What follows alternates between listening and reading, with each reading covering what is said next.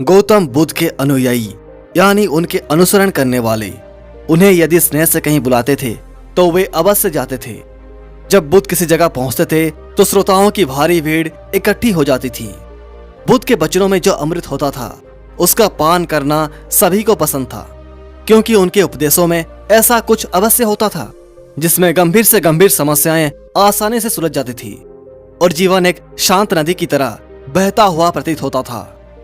एक बार की बात है, एक गरीब किसान जो कि महात्मा बुद्ध के बहुत बड़ा भक्त था, उनको अपने गांव आने के लिए निमंत्रण किया। बुद्ध उसका निमंत्रण स्वीकार करके उसके गांव पहुंचे तो सारा गांव उन्हें देखने और उनके उपदेश सुनने के लिए उमड़ पड़ा, किंतु वो किसान नहीं आ पाया क्योंकि उसी दिन उसकी बैलों की जोड़ी कहीं खो गई थी। किसान इस दुविधा में था कि बुद्ध का प्रवचन सुने या अपने बैलों को खोजे। काफी सोचने के बाद उसने अपने बैलों को खोजने का निर्णय लिया।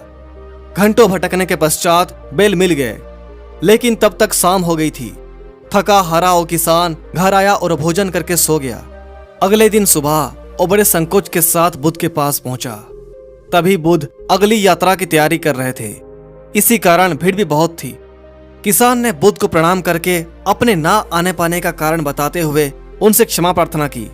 बुद्ध उस किसान को अपने पास बुलाकर स्नेह से बोले, मेरी दृष्टि में तुम मेरे सच्चे अनुयायी हो।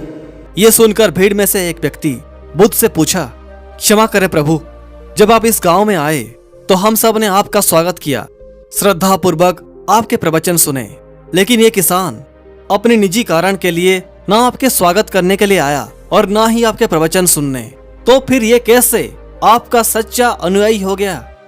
बुद्ध उस व्यक्ति को समझाते हुए बोले, ये सत्य है कि यह किसान अपने निजी कारण के लिए वो सब नहीं किया जो आप सब ने किया, लेकिन उसने उपदेश से अधिक महत्व अपने कर्म को दिया है। जब तक कोई व्यक्ति उपदेशों को अपने जीवन के कार्य क्षेत्र में सही से पालन ना करे, अपनी नित्य दिनचर्या में शामिल ना करे, उस पर अमल ना करे, तब तक अच्छी से अच्छी उपदेश भी उस व्यक्ति के लिए व्यर्थ सिद्ध होता है। यदि ये किसान कल अपने बैलों को ढूंढने के बजाय मेरी उपदेश सुनता तो निश्चित ही मेरी बातें उसके समझ में नहीं आती, क्योंकि उसका शरीर तो मेरे सामने होता किंतु उसका मन अपने खोए हुए बैलों के लिए व्यग्र हो रहा होता, उनमें अटका रहता। कोई भी ज्ञान ग्रहण करने के लिए शारीरिक उपस्थिति से ज्यादा मानसिक उपस्थिति का होना बहुत जरूरी है। कर्म ही भगवान है और इसने कर्म को महत्व देकर बहुत ही प्रशंसनीय काम किया है। कर्म की महिमा बताकर महात्मा बुद्ध अपनी अगली यात्रा के लिए निकल पड़े।